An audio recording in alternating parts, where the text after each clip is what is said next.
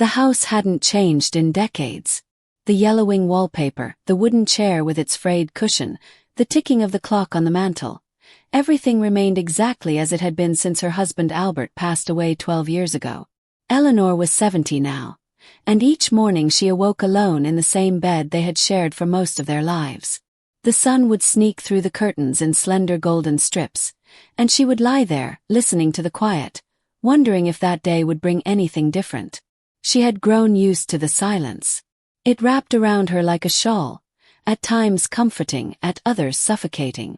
The kind of silence that didn't just sit in a room but echoed through your bones. She had conversations in her head more than with people. Supermarket cashiers, distant neighbors, her doctor. That was the extent of her social life. But Eleanor was not bitter. She was suspended. Between the past and the future. Between what had been and what might still be. Her children had long built lives of their own. Danielle called once a week, sometimes twice if she remembered, and always with a sort of rushed warmth, the kind people give out of obligation more than desire. Her son Marcus hadn't visited in 3 years. He texted on holidays. But one Wednesday morning in late autumn, something shifted. Eleanor was rummaging through the attic, looking for a quilt her mother had made, when she found the old art portfolio she hadn't seen since 1982. She pulled it down, her hands trembling more from memory than from age. Inside were charcoal sketches, watercolors, oil paintings, all of them hers. Forgotten versions of herself captured in the folds of time. She carried the portfolio downstairs and laid it across the dining table. As she turned each page, she felt something stir in her chest. Quiet spark. She had painted these when Albert was alive, before the children, when they lived in the small apartment above the bakery, and she still believed in dreams. That night she didn't turn on the TV. Instead, she found her old brushes in a drawer, dusted them off, and sat at the kitchen table with a cup of tea. Her hands remembered the movements. Her fingers were slower, but her heart surged. She painted until the moon was high in the sky, then fell asleep with her cheek resting on the canvas. In the weeks that followed, Eleanor painted every morning. She painted the rain on the window, the birds on the fence, the faint outline of Albert's hat still hanging on the hook. She painted what she felt. Grief, yes, but also gratitude. Regret.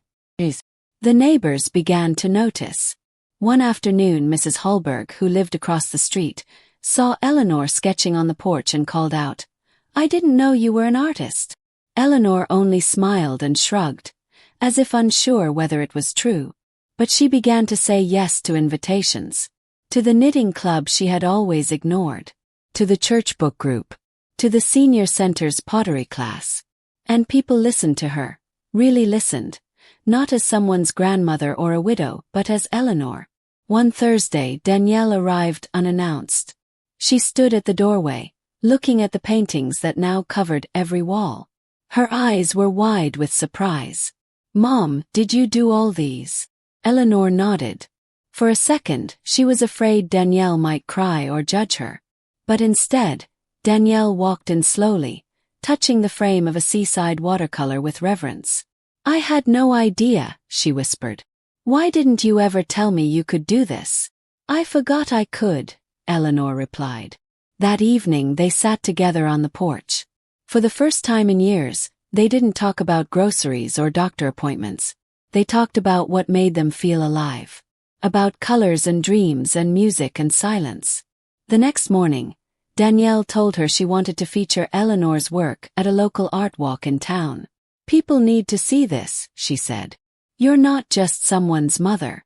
You're a whole person." And Eleanor, softly, shyly, agreed.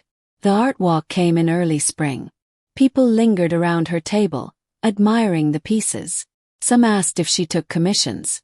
One woman even cried in front of a painting of a late autumn orchard, saying it reminded her of her sister. Eleanor stood beside her work, shoulders back, cheeks flushed. She wasn't trying to be anyone anymore. She simply was. That night, she sat alone in her garden, the scent of blooming lilacs curling through the air. She looked up at the sky and smiled. "I never thought I'd feel this way at 70, she whispered into the breeze. She didn't need applause. She didn't need fame. She had found herself again. In the lines of a brush, in the gentle quiet of creation, in the courage it took to begin again.